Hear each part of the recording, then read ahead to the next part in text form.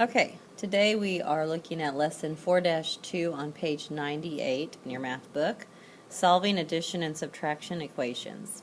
So we're really getting started into algebra now, which I think is very fun, and I think you'll enjoy this if you just follow along. So it starts with, how can you get the variable alone in an addition equation? So let's see what they have for us. It says George had X plastic figures. After he bought 7 more figures, he had 25. How many plastic figures did George have before he bought more? So we know, or we don't know how many plastic figures George had, because they say he had X number of plastic figures. And then he bought 7 more. So this is why our equation is down here x plus 7, the x for the figures that he had, the unknown number, and then he bought 7 more, so they added 7, and we know that equals 25. Alright, so we're trying to figure out, how can we figure out what x is? So turn to page 99 and look at what you think. First you need to think, how can I get x alone on one side of the equation? So while over on this side I have x added to 7 or 7 added to x, I need to really get rid of that 7 so I have x all by itself.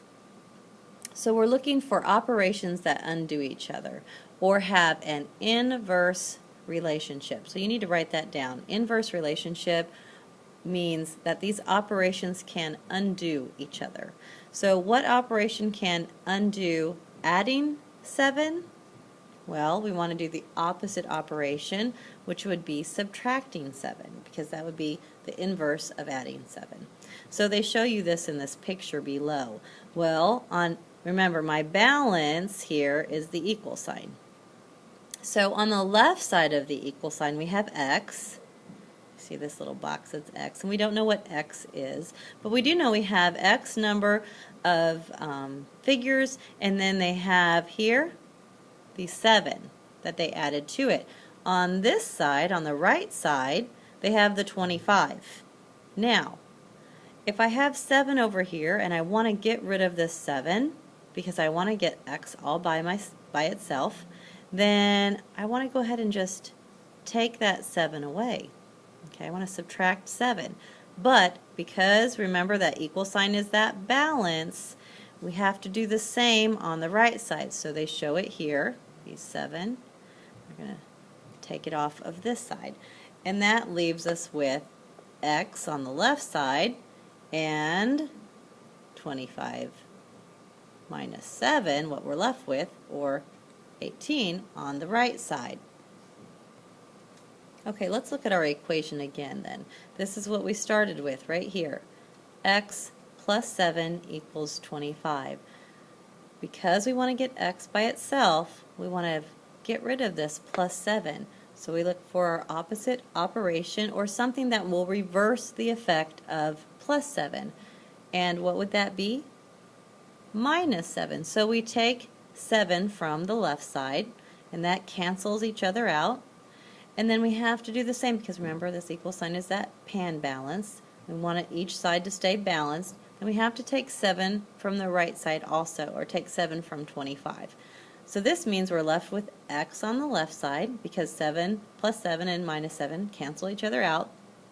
And that equals, because we solved 25 minus 7, 18. So now we know that x is 18. And if you want to check to see if you're correct, well, substitute.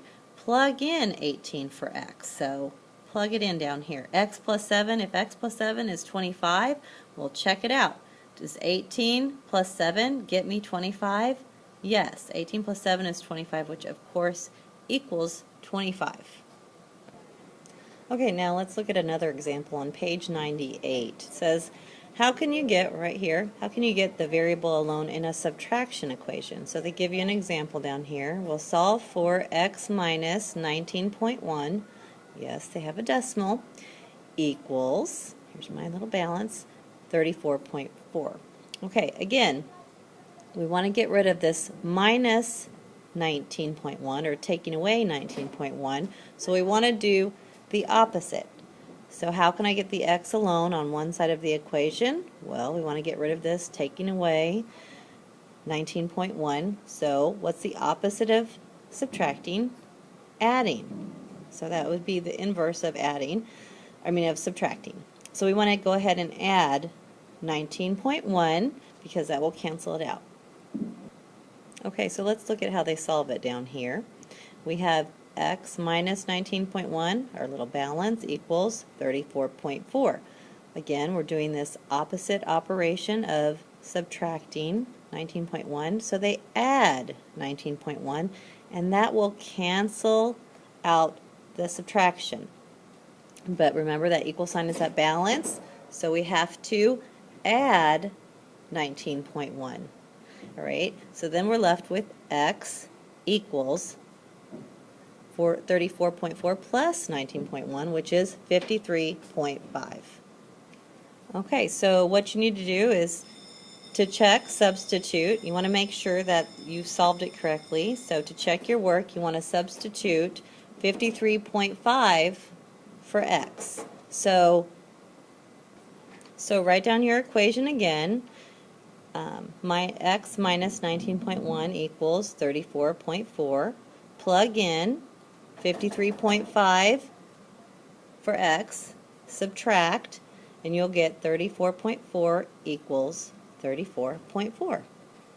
Alright, for homework, besides taking these notes, I want you to go ahead and do 1 through 3 through 4 that I have showing here. So give yourself some space to work these out. And solve for the variable, like a number 1 it's m. Remember, you want to do the inverse operation or opposite operation. And solve for m in number 1, t in number 2, x in number 3, and x in number 4. Do not worry that the x is on the other side. You just want to have x on one side and the number on the other. And come to class tomorrow with a question.